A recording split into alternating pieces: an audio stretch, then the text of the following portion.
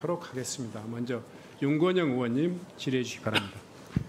예, 구로울의 윤건영입니다. 우선 후보자 지명을 축하드립니다. 후보자는 집권여당의 원내대표 그리고 사무총장을 역임한 중진 의원으로서 이미 오랜 의정활동에서 정책 역량과 리더십은 충분히 검증되었다고 저는 생각을 합니다. 다만 인사청문회를 앞두고 지적된 몇몇 사례에 대해서는 좀 분명하게 입장을 표명하실 필요가 있겠다. 정책 질의에 앞서서 몇 가지 사항 간단하게 여쭤보겠습니다. 우선 배우자의 종합소득세 누락 부분은 실수라고는 하나 제 생각으로는 행안부 장관의 위치가 사소한 실수도 용납되지 않지 않습니까? 어떻습니까? 이에 대한 입장을 간략하게 이야기해 주시고. 네, 먼저 종합소득세 신고 누락이 있었다는 점에 대해서 포괄적으로 사과의 말씀을 드립니다. 다만 2020년부터 2025년까지 그동안 2023년까지는 종합소득 2022년까지는 종합소득 신고를 쭉 해왔습니다. 그런데 20년, 21년, 22년이 코로나 위기 기간이었기 때문에 임대소득, 그러니까 임대료를 한 절반 정도로 감면을 해줬습니다. 그렇다 보니까 3년 동안 임대소득이 과세점을 넘지 못해서 종합소득세 신고를 하고도 납세해야 할 세금이 0원이었습니다. 네. 그러다 보니까 그 뒤에 종합소득 신고를 안 해도 되겠다 싶어서 안 했던 것 같습니다. 네. 이번에 뒤늦게 발견해서 그나마 납부할 수 있게 된 것을 다행이라고 생각합니다. 예, 다음은 음주운전 건인데요. 30년 전에 치기 어린 일이라고는 하나 행안부 장관으로서는 어울리지 않는 명백한 잘못이라고 생각합니다. 이미 언론을 통해서 분명하게 입장을 밝히셨지만 오늘 이 자리를 통해서 국민께 입장을 표명을 짧게 해주시기 바랍니다. 네. 지난 시절을 돌이켜 보면 많은 부분에서 부족함과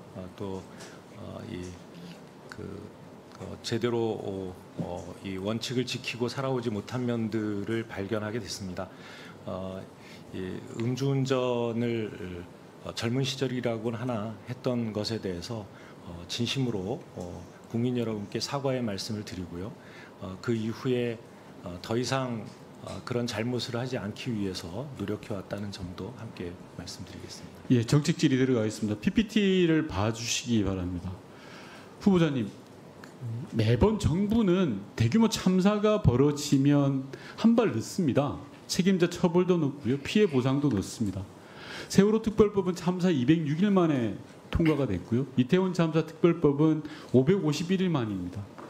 여객기 참사 특별법은 110일입니다. 항상 뒤따라가는 한 발 늦는 정부의 모습이었습니다.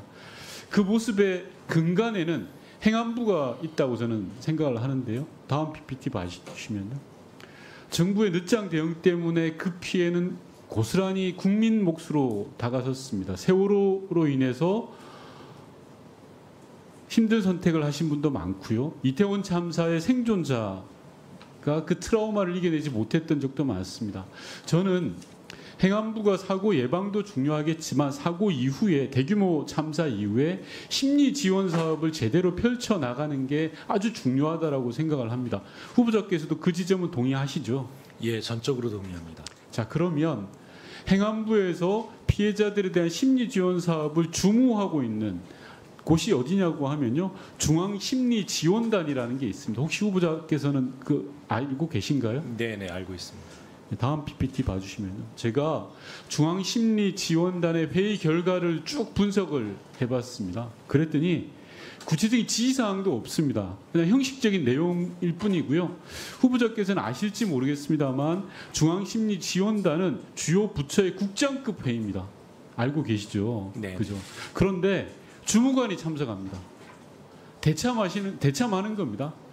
그리고 대개가 줌 회의로 진행이 되고 있습니다. 물론 전국에 계신 전문가들을 모셔야 되기 때문에 줌 회의를 할 수밖에 없다고는 합니다만 그래도 심리지원 사업의 주무 회의체인데 영 너무 엉성하기 짝이 없습니다. 이 부분들에 대해서 후보자께서 장관으로 임명되신다면 제대로 좀 챙겨봐 주시라는 당부의 말씀드리겠습니다. 그렇게 네. 하실 수 있겠습니까? 네, 답변 드리겠습니다. 네.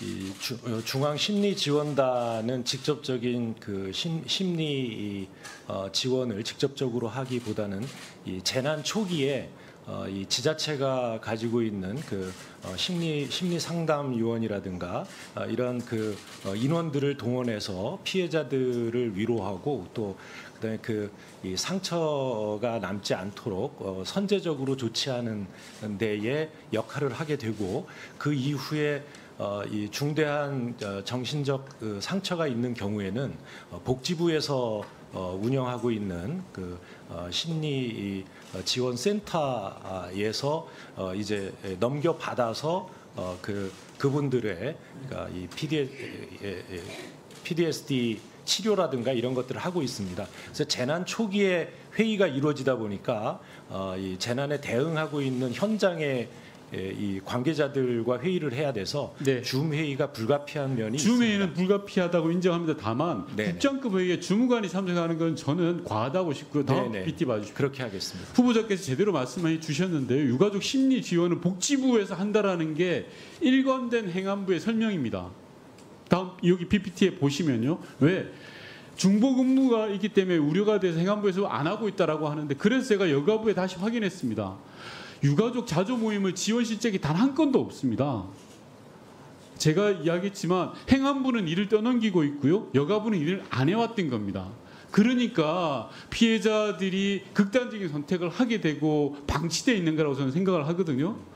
누구 탓을 하지 마시고 제가 후보자님께 부탁드리고 싶은 말씀은 장관이 되신다면 상황을 정확하게 점검을 해서 피해자 가족에 대한 회복과 치유는 정부 몫이지 않습니까? 정부가 책임져야 될 부분이잖아요. 그 그렇습니다. 부분 빠짐없이 해주시기 바라고 그런 의지를 정확하게 기록해 주시기 바랍니다. 예, 이 피해자 가족 그 유족 모임에 대해서는 이제 법적으로도 근거를 마련해 가고 있다고 알고 있습니다.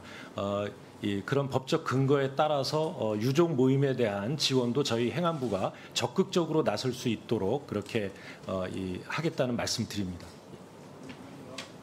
네, 수고하셨습니다. 다음은 박수민 의원님 질의해 주시기 바랍니다.